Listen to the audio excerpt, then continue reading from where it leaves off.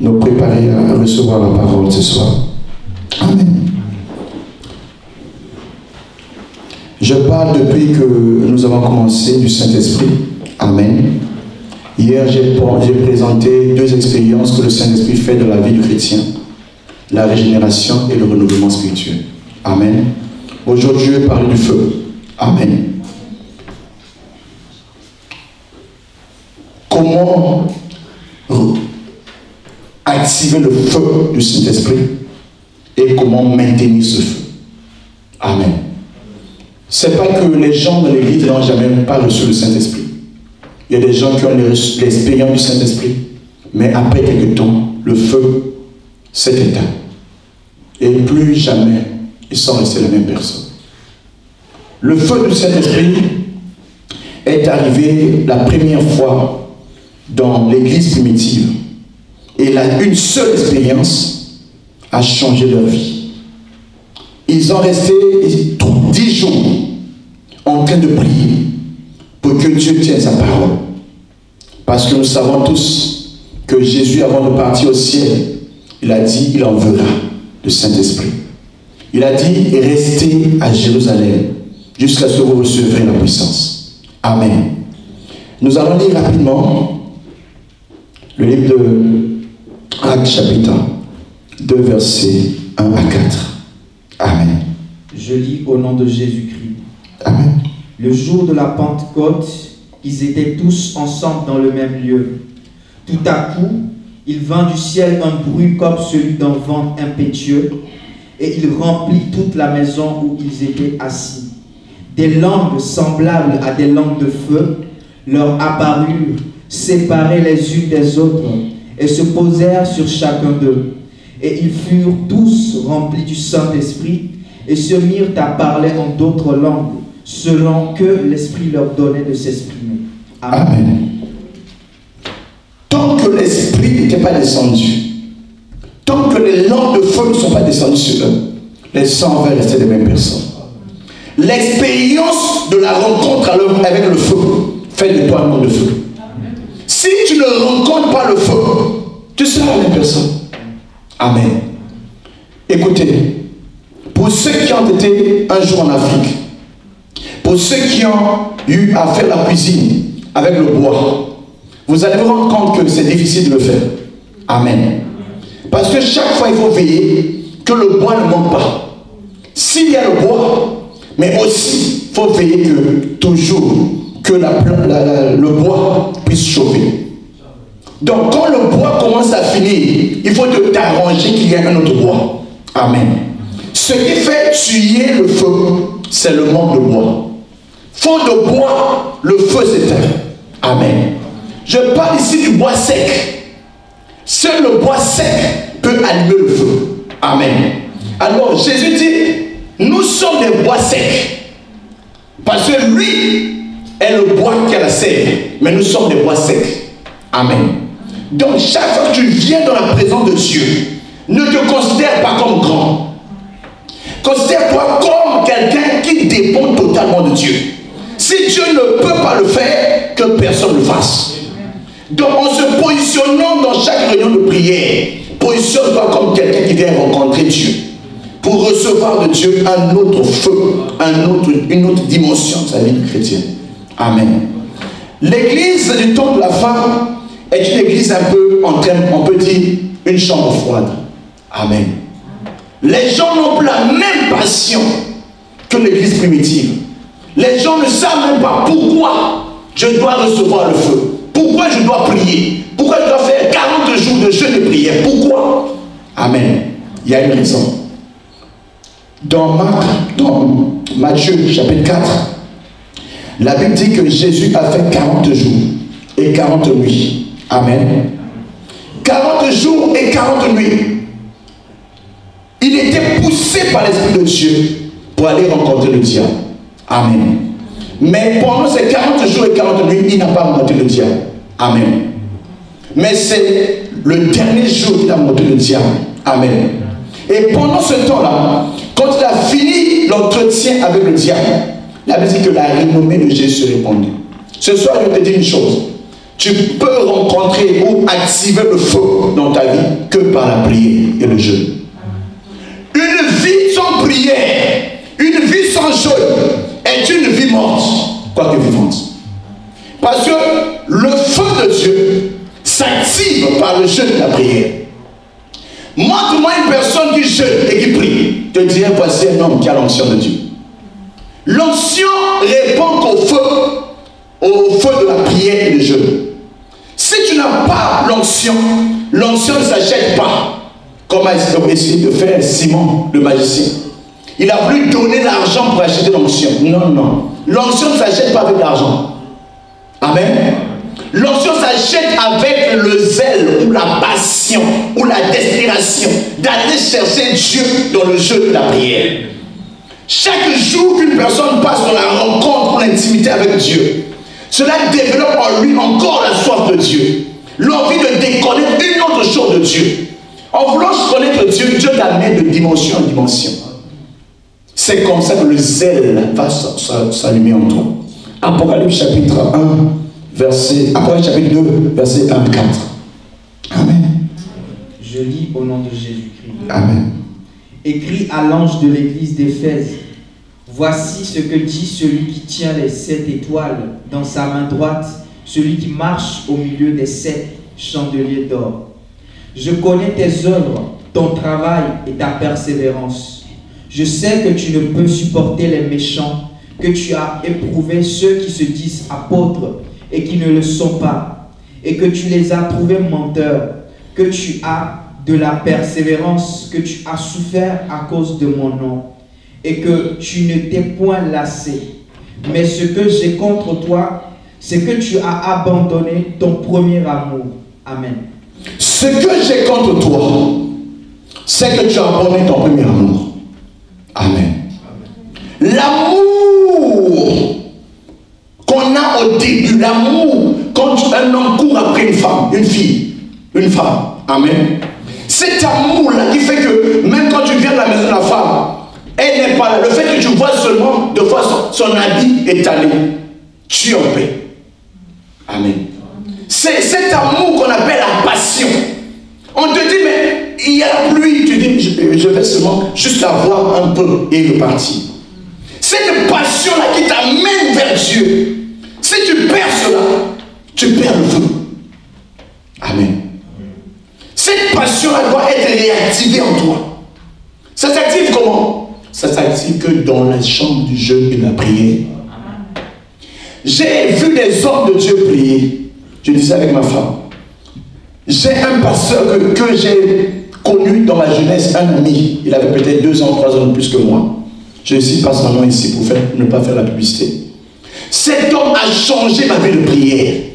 Je pensais que je priais. Mais le jour où je l'ai rencontré, j'ai dit, je ne prie pas. Cet homme ne dort pas la nuit. J'ai dit, mais attends. Moi, j'ai cru que c'était une histoire que j'entendais. Il m'a dit, le plus grand secret des gens qui entendent Dieu, c'est que la nuit ne dort pas. La nuit est faite pour marcher dans la prière. La nuit est faite pour adorer Dieu. La nuit est faite pour être en interaction avec le divin nature. La nuit est faite pour réveiller le ciel. La nuit, tout le monde dort. Mais les hommes de prière sont les veilleurs. Les hommes de feu sont ceux qui attendent à la porte pour voir où viendra le miracle. C'est des gens qui sont prêts à savoir que Dieu attend la prière. Deuxièmement, Dieu attend ce qu'on appelle la louange et l'adoration. Amen. Comment activer le feu en toi? Par la louange et l'adoration. Acte 16, verset 25. Alléluia. Et suite. Je lis au nom de Jésus-Christ. Amen. Sois concentré parce qu'il y aura un transfert de puissance ce soir. Amen. Vers le milieu de la nuit, Paul et Silas priaient et chantaient les... Je pensais que tu as dit vers le matin. Tu as dit quoi? Vers le milieu. Je pensais que tu as dit à 10h du matin. Je pensais que tu as dit 11h. Vers le milieu de la nuit. Le milieu de la nuit est fait pour dormir. Amen. Le milieu de la nuit est fait pour dormir.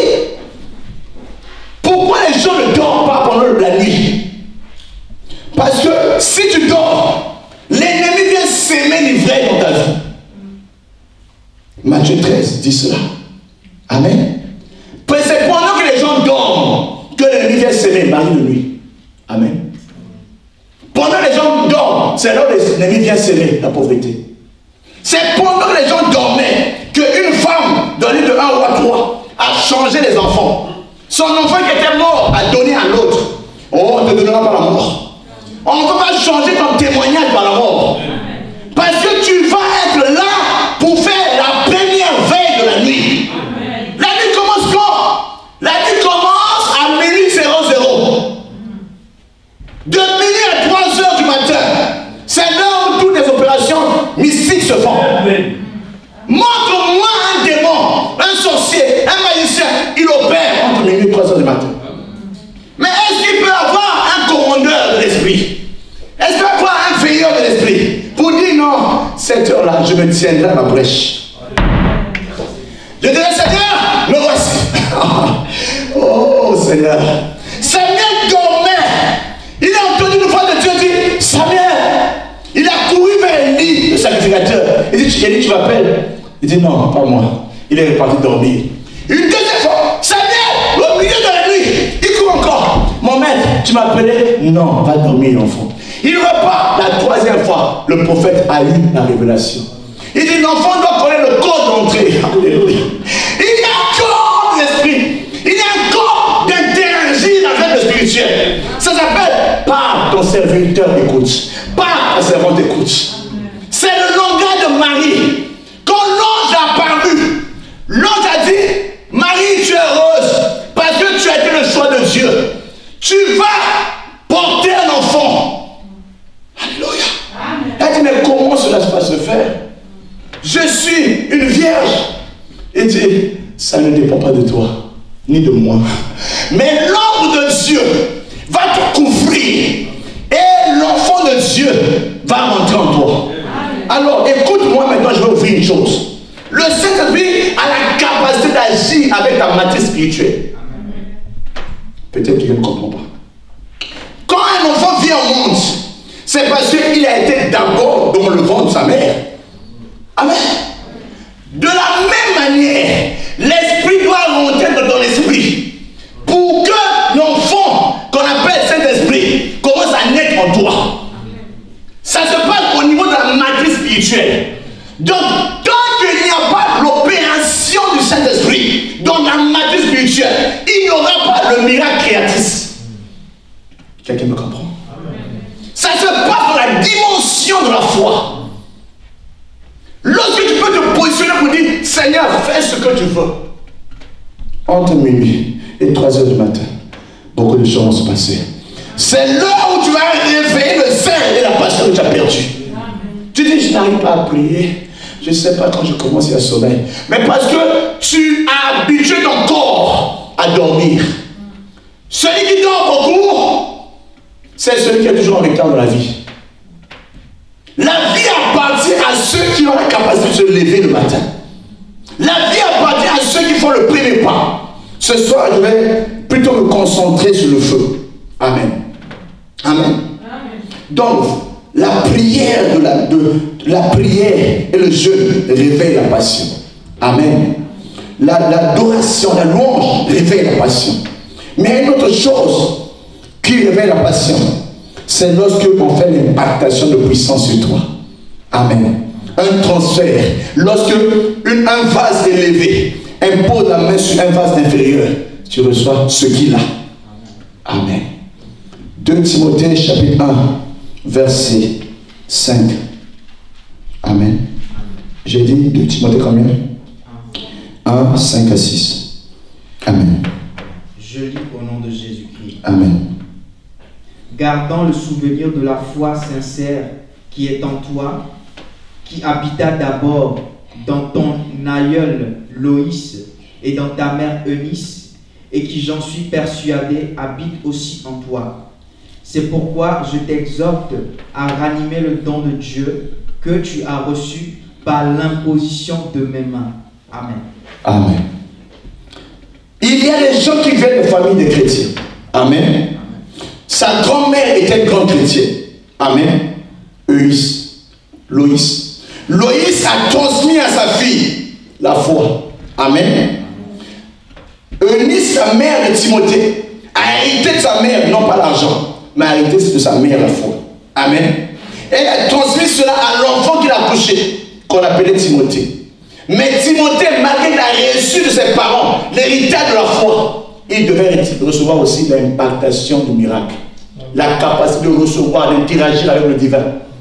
C'est par l'imposition des mains de Paul que ce qui est en Timothée est sorti. Montre-moi un homme qui a l'onction, qui t'a imposé les mains et tu n'as pas reçu l'onction. Le problème c'est, est-ce que tu as rencontré un porteur d'onction? Alléluia. Lorsque un homme qui a l'onction t'impose les mains, tu vas la voir. Jacob a demandé, non, comment on l'appelle? C'est Jacob qui a volé l'onction de son frère Esaü. Amen. Son père Isaac a dit, je suis en train de partir bientôt vers le territoire de ceux qui attendent Dieu. J'ai besoin de manger le dernier repas. Mais qui peut me faire la joie de m'apporter ce que j'aime? Il a prié le premier garçon. Il dit, va chercher le vieux gibier. L'enfant est parti parce que c'est un chasseur. Mais le temps qu'il trouve le gibier, maman a dit non. Dieu m'avait dit, dans mon ventre, il y a 2 enfants. Ces 2 enfants-là sont en train de se battre. Mais le petit frère sera le supérieur. Il dit, je vais aider cet enfant à monter sa destinée. Fais attention avec une mère. Alléluia. Lorsqu'il y a une mère qui t'aime, la mère peut te positionner alors que ce n'était pas pour toi. Elle va dire, pasteur, commence par cet enfant. Amen. Tu comprends? La mère. Il dit, l'enfant dit, mais maman, Jacob dit, mais c'est papa, tu sais que c'est pas moi. Il dit, que la malédiction tombe sur moi. À cause de l'onction, l'onction a un prix. Le prix de l'onction, c'est le sacrifice. La mère a dit, je préfère mourir, mais toi, tu dois avoir l'onction. Vous comprenez ça? Maman a porté la responsabilité de pousser l'enfant à l'onction. Qui va porter ta responsabilité pour te pousser à l'onction? Si tu ne peux pas prier toi-même, tu ne peux pas jeûner toi-même, mais il faut qu'il y ait quelqu'un qui t'amène vers un homme de Dieu qui peut t'imposer les mains. Amen. C'est alors que l'enfant a amené la nourriture que maman a faite. Et il a porté la peau d'animal. Mais la voix l'a menti, l'a trahi. Papa dit, la voix, c'est la voix de son grand frère. Mais la nourriture, j'ai mangé, m'a rassasié. Bon, que faire? Je lui donne les choses. Il lui a donné ce qu'il a reçu. Qu'est-ce qu'il a reçu? Il s'appelle Isaac. Son père s'appelait Abraham. Abraham est l'homme qui a reçu de Dieu la bénédiction. Il dit, je te bénirai. Celui qui te bénira sera béni. Celui qui te maudira sera maudit. C'est ce jour-là qu'il dit, ce que j'aime sur mon papa, je te le transfère. Amen.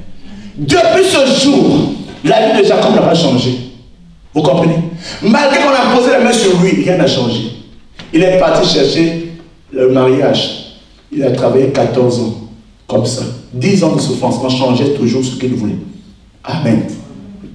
Mais le jour où Jacob a fait la rencontre avec Dieu qu'il a créé, le jour-là, il y a une guerre entre la divinité et l'humanité. L'homme, pour la première fois, a bloqué Dieu. Alléluia. Il a dit, je ne te laisserai pas partir. C'est pas la main qu'on lui a imposée qu'il a déterminée. Les hommes de le royaume grandissent par leur audace. Il dit, je ne te laisserai pas partir jusqu'à ce que tu m'aies béni. L'homme de Dieu veut partir. Il dit, toi tu partiras pas. Je suis homme, je te bloque. Les hommes peuvent arrêter Dieu. Les hommes peuvent arrêter les hommes en mission. Il dit, aujourd'hui c'est mon jour. Tu ne peux pas partir, mais tu sais comme ça. Non, aujourd'hui tu dois le faire. L'autre dit, tu es audacieux, hein? Qui es-tu? Dieu va te demander, qui es-tu? À cause de l'audace que tu as. Montre-moi l'audace, tu auras l'onction. Il dit, qui es-tu? Il dit, Mes parents m'ont appelé Jacob. Dis, c'est pas ton nom. Je vais dire à quelqu'un, Jacob, c'est pas ton nom. Amen. Jacob, c'est pas ton nom. Maladie, c'est pas ton nom. Pauvre, c'est pas ton nom. Ignorance, c'est pas ton nom. Tu as un nom qui est dans la bouche de Dieu. Tu dois aller chercher ce nom. C'est sur la montagne que tu vas trouver ce nom. L'homme a touché, il dit, jusqu'au matin, depuis la nuit. Oh, j'aime le combat spirituel. Alléluia. Est-ce que tu me comprends? Si tu peux avoir cette audace, cette détermination d'attraper le nom de Dieu, malgré de ta honte. Lorsqu'on a pris, qu'est-ce qui en toi a été brisé? Sans le brisement spirituel, tu n'auras rien de Dieu. Le brisement spirituel, beaucoup d'enfants de Dieu ont l'orgueil. L'onction doit être ajoutée. Parce que nous devons aller de gloire en gloire. Tu parles la même langue depuis le jour où tu es baptisé. Si ce n'est pas Bouddha, c'est To. Si ce n'est pas To, c'est Ti. Il n'y a que ça. Vous recevrez une puissance. Le Saint-Esprit survenant sur vous. Vous serez mes témoins. Tu dois témoigner de la puissance. Témoigner de la gloire. Témoigner de la grandeur. Témoigner de l'autorité du royaume. Tu comprends ce que je dis? Ce sont des choses qu'on appelle des mystères. Sur cette montagne, on va révéler les mystères. C'est alors que la vie des grands dans le royaume a changé. Je vais te dire 3 secrets pour que je puisse te conduire à la prière. Amen. L'onction peut être reçue de Dieu lui-même. L'onction peut être reçue d'un père spirituel. L'enfant peut être reçu d'un mentor spirituel.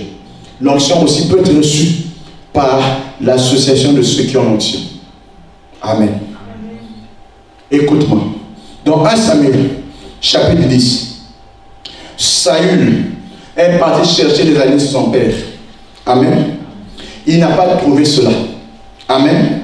Ils sont allés chercher un voyant. Amen. Ce voyant s'appelait Samuel. Et dit, il y a un homme là-bas qu'on appelle le voyant. Alors, il va nous dire là où les brebis sont partis, les années sont partis. Ils sont passés là-bas. L'homme a dit, non, je vous attendais.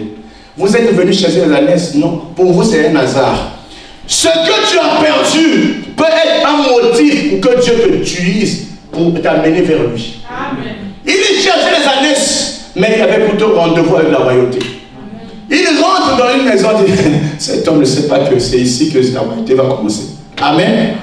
Le prophète dit, assieds-toi, dors. L'obéissance a amené cet homme à recevoir l'onction royale. Il a passé une nuit. Il dit, les années de mon père sont trouvées déjà.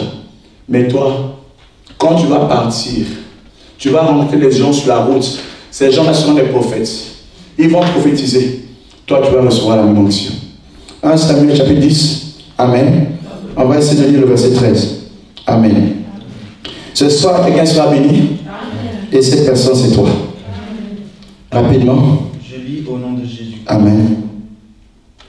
Lorsqu'il eut fini de prophétiser, il se rendit au haut lieu. Commence un peu en haut, le verset 7. Amen. Amen. Lorsque ces signes auront eu pour toi leur accomplissement, fais ce que tu trouveras à faire, car Dieu est avec toi. Puis tu descendras avec moi à Gilgal, et voici, je descendrai vers toi pour offrir des holocaustes et des sacrifices d'action de grâce. Tu attendras 7 jours jusqu'à ce que j'arrive auprès de toi et que je te dise ce que tu dois faire. Dès que Saül eut tourné le dos pour se séparer de Samuel, Dieu lui donna un autre cœur et tous ces signes s'accomplirent le même jour. Lorsqu'ils arrivèrent à Gibéa, voici une troupe de prophètes vint à sa rencontre. L'Esprit de Dieu le saisit et il prophétisa au milieu d'eux. Amen. Amen. Un homme peut prophétiser lorsqu'il rencontre les prophètes. Lorsque tu marches avec les prophètes, l'esprit des prophètes peut être transmis sur toi. On appelle ça le transfert par association. Amen. Lorsque tes amis sont des pasteurs, tu deviendras pasteur. Tu vas entendre tous les jours, Jésus est bon, le Seigneur est bon.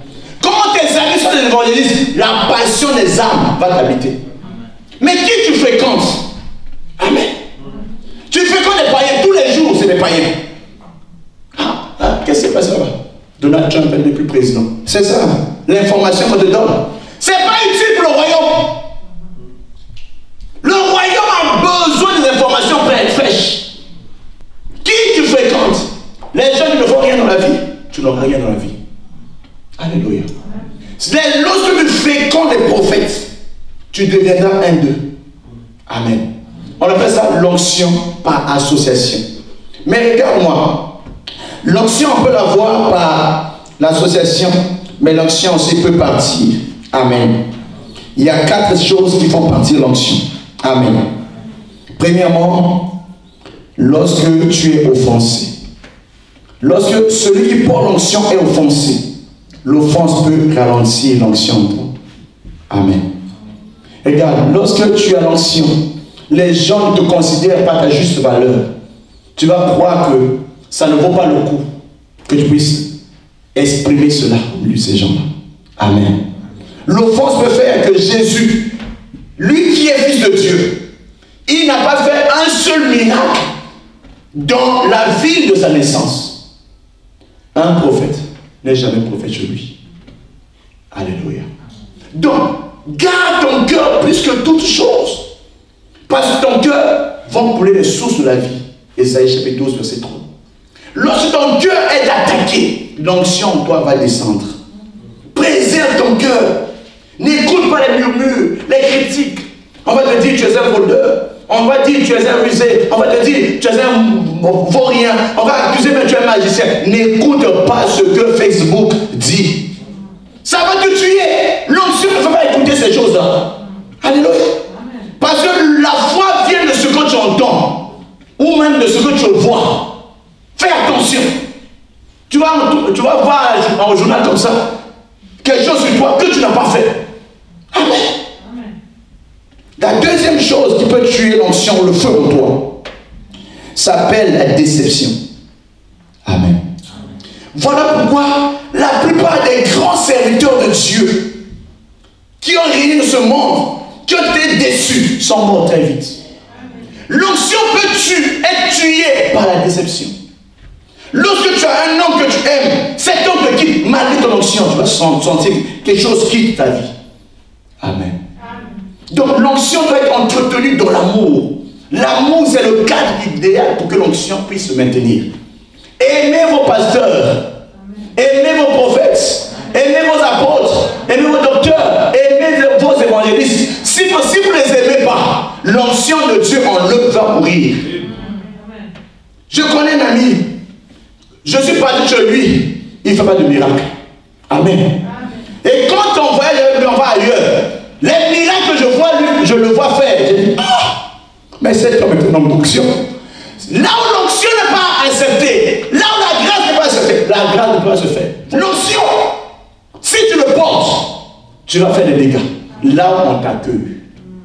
Ne tuez pas vos pasteurs dans votre bouche, ni dans vos cœurs. Aidez-les, encouragez-les, soutenez-les pour que le meilleur d'eux sorte. Aide ton pasteur, celui que Dieu a envoyé vers toi. De cette manière, ce qui en lui va aller vers toi, sans que tu forces. Montre-moi les gens qui ont marché avec Marie de Jésus, Marie de Magdala. Mais c'est elle qui était la première à aller voir Jésus ressuscité. Elle a su que Jésus devait aller au ciel. Le secret là n'est pas donné aux apôtres.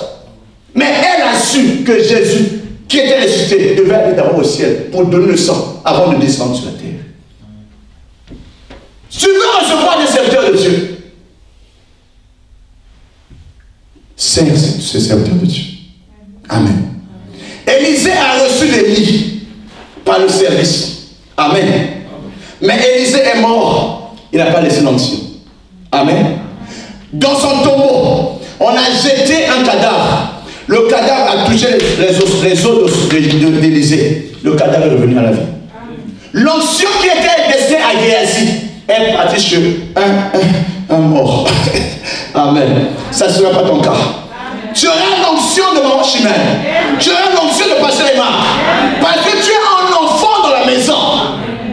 Prends soin de tes pasteurs. Prie pour eux. Soutiens-le dans l'œuvre de Dieu. Mais combat devient tes combats. C'est alors ce qui est à moi. Tu vas l'avoir, même sans imposition de main. C'est naturel. Alléluia. La troisième chose qui peut tuer l'onction s'appelle trop d'occupation. Alléluia. Beaucoup de gens, beaucoup d'occupations. Il commence, il quitte la maison dès 4 heures. Il va, il travaille pour l'argent. Jusqu'à 20 heures. Il rentre à la maison tout fatigué. Les enfants font le bruit. Il s'occupe des enfants. Il n'a pas le temps de mettre les genoux à terre. La seule prière fait, Seigneur, protège-moi. Amen. Et l'onction va venir comment? Alléluia. On peut imposer la main sur toi. Du moment où tu fais ceci là tous les jours, tu ne veux pas le. L'onction n'est pas pour les. L'onction pour ceux qui disent, Seigneur, une fois de plus encore, donne-moi cette montagne que Moïse avait dit. Cette montagne, donne-moi cela. Lorsque tu as la soif de gagner des âmes, tu veux dire, je quitte Toulouse, je vais gagner ou ouvrir une église là-bas. Tu vas dire, voici un enfant qui a compris. Amen. Qui peut aller gagner les âmes? Tu vas dire, je suis là. Montre-moi comment tu gères ton temps. Ou c'est seulement pour aller chercher l'argent du blanc. Amen. Ou du noir. Amen. Il y a l'argent du blanc et du noir. Amen. Peut-être c'est l'argent de l'arabe. Amen. Tu vas chercher l'argent. Laisse-moi prier, prêcher la parole. Tu dois chercher l'argent. Mais cet argent va te conduire au tombeau. Mais l'onction que tu préserves se fera du bien à beaucoup de gens. Dimanche on t'attend à l'église. Dimanche on t'attend, on ne te voit pas. Mais quand on te voit, fond dedans. Le business. Amen. L'amour de l'argent, c'est le service de maman. Maman, c'est un Dieu. L'éternel, c'est un autre Dieu. Qui veux-tu servir? L'onction n'est pas pour maman. L'onction, c'est pour l'éternel. Parce que la puissance appartient à Dieu. La quatrième et dernière chose, c'est le matérialisme. Amen. Lorsqu'une personne aime plus le matériel, l'amour du royaume, l'amour de l'onction va finir. S'il n'a pas eu la dernière chaussure qui est sortie, son cœur n'est pas en paix. S'il n'a pas eu le dernier parfum de Dior qui est sorti, son cœur n'est pas en paix. Amen. Je prie Dieu pour que le feu s'allume sur le terre. Lève-toi avec moi ce soir. Dis Seigneur, j'ai besoin de feu. Le feu que j'ai reçu, que cela ne s'éteigne plus. Enlève en moi les murmures, les offenses, la déception, trop d'occupation, le matérialisme.